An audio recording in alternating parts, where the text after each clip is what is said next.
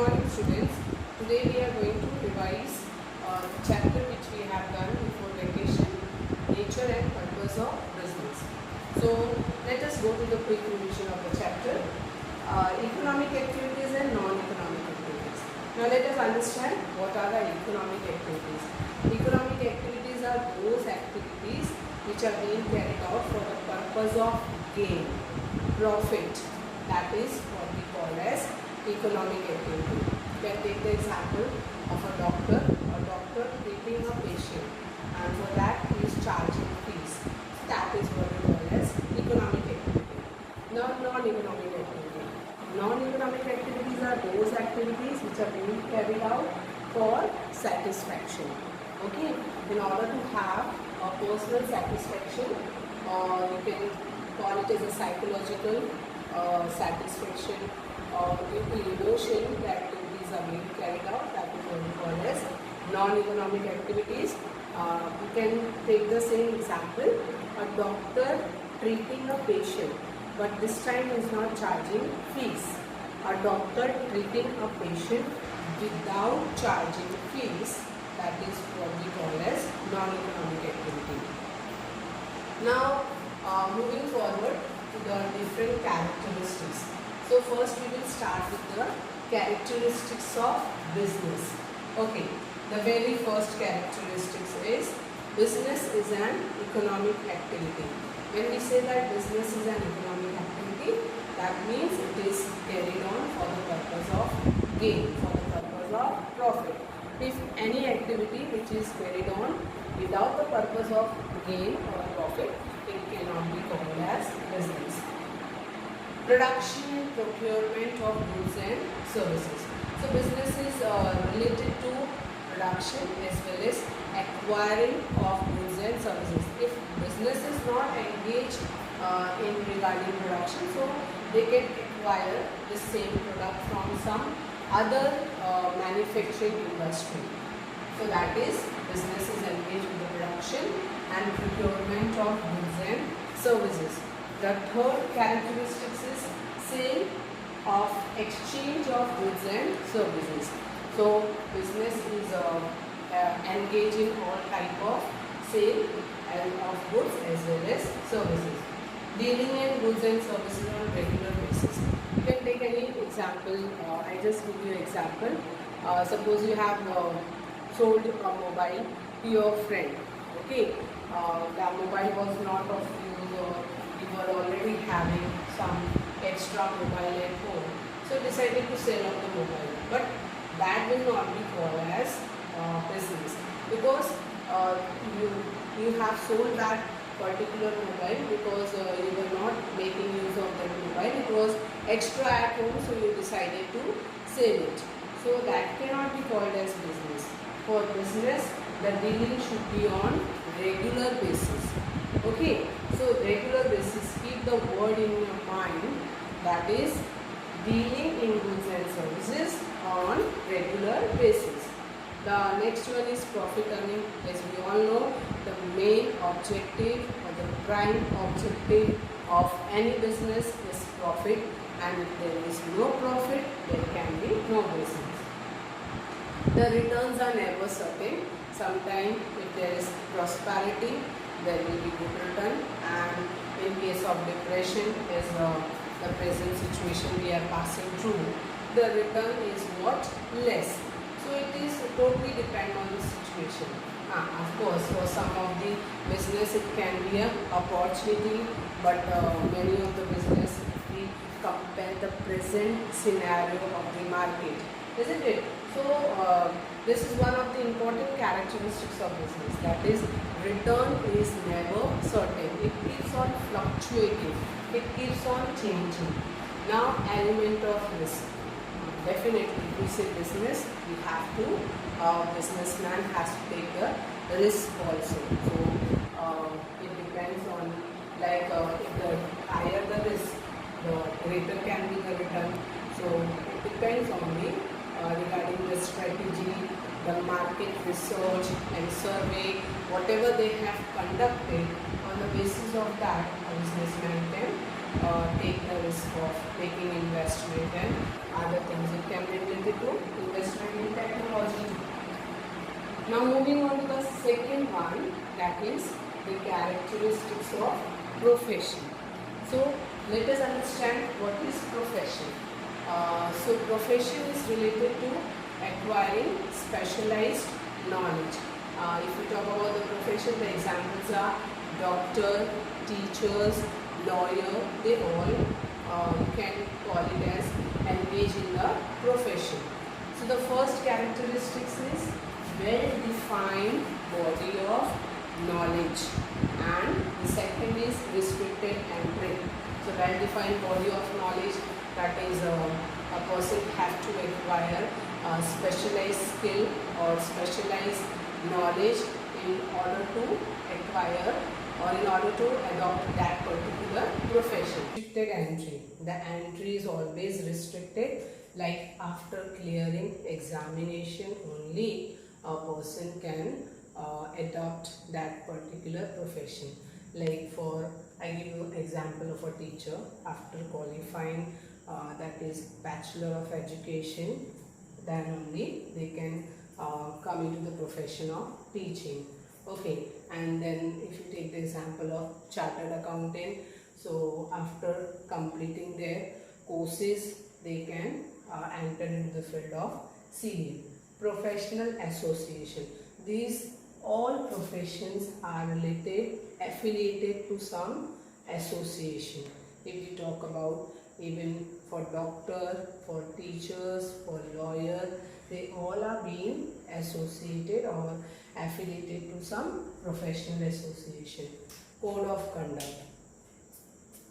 Code of conduct is related to set of rules which each and every profession have to follow.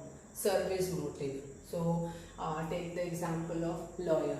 So lawyer is providing service in order to impart justice to all the you can say whatever clients are approaching him.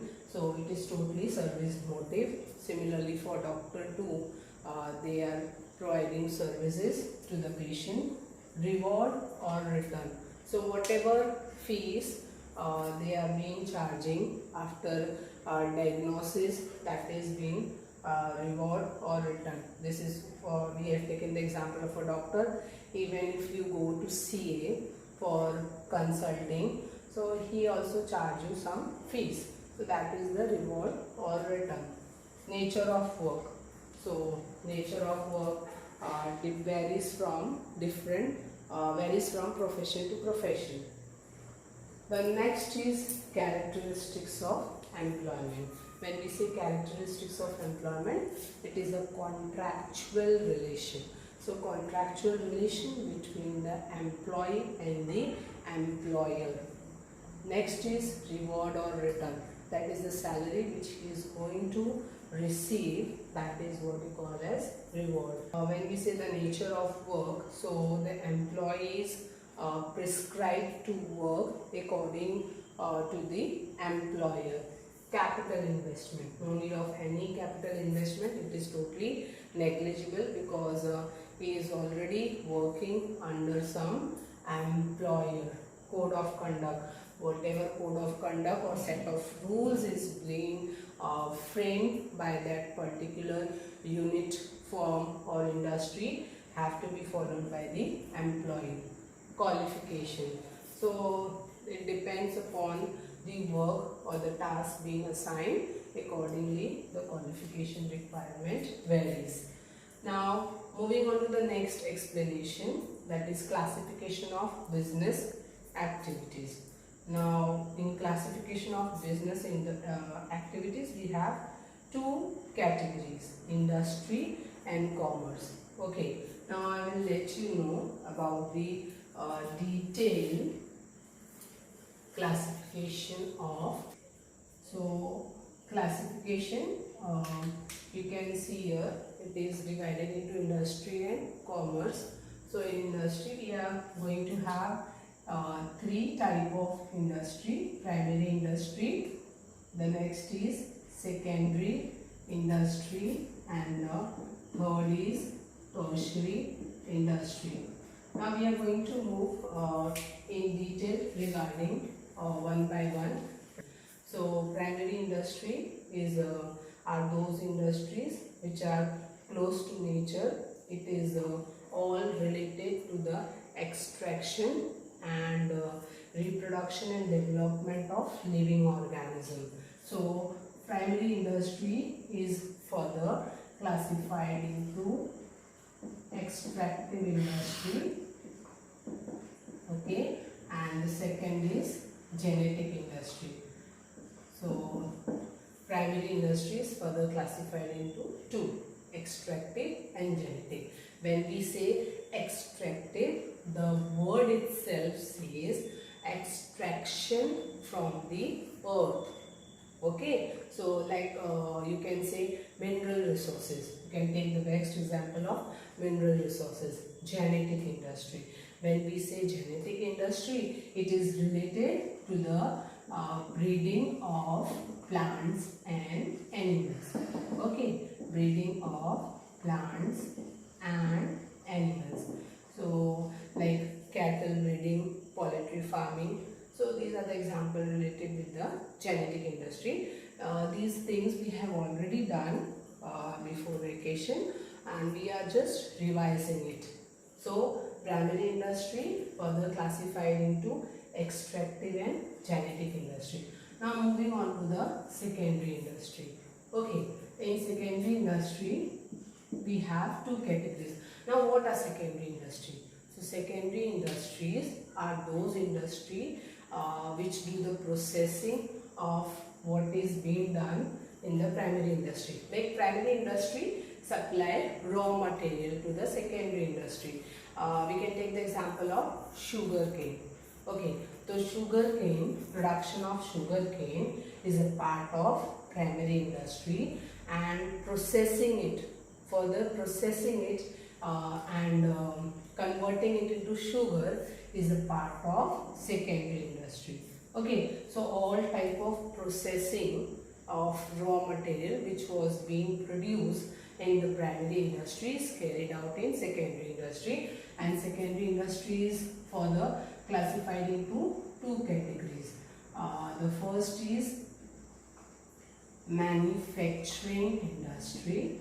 Okay, the first is manufacturing industry and the next is construction industry. Okay, so when we say manufacturing industry, so in manufacturing industry also we have four categories. The first is analytical industry. Okay, so for analytical industry you can take the best example of crude oil. Here the product is being processed, like crude oil is being processed and other bioproduct like kerosene, diesels, these are being formed. So analytical industry, you can keep crude oil in your mind. For example, analytical industry, the raw material is being analyzed and processed. So taking the example of crude oil. After analytical industry, the next is synthetic industry. So when we say synthetic industry, here two products are being combined and finally one product is being manufactured. So two products being combined and one final product is being made in case of synthetic industry. Moving on to the third one. The third one is related to processing. Excuse me. When we say processing industry, in processing industry the product is being processed. Here also we can take the example of paper industry. The last one is assembling industry. So here the various components are being assembled in order to make one final product. That is, you can take the example of automobile. Okay, so let us go through the topic once again. In manufacturing industry we have analytical industry, Example is crude oil, synthetic industry. Any two products are being combined.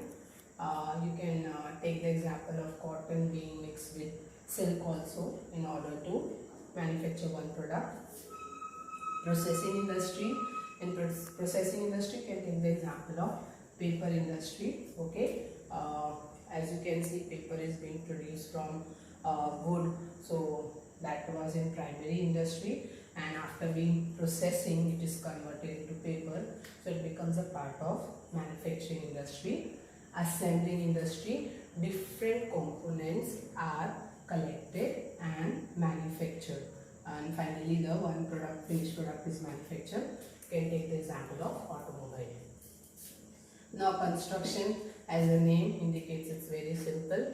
All types of construction, like construction of bridges, construction of road, construction of dams, all are being in the category of secondary industry. Okay, so this is what we have done about primary industry, secondary industry, and now let's move on to the tertiary industry. So tertiary industry finally provide support to primary and secondary industry. So here you can say the examples are all insurance, transport, banking, warehousing. You can, in short, it is related to service sector. Okay, so if you will keep the important key word in your mind, service sector, you will easily understand tertiary industry. So tertiary industry is providing support to the primary and secondary industry, and all types of service like insurance, transport, banking, warehousing, communication, these all come in the tertiary industry. Okay, so this is what we have completed the revision part of lesson 1. Still some of the topics are being left, which we are going to discuss in the next video.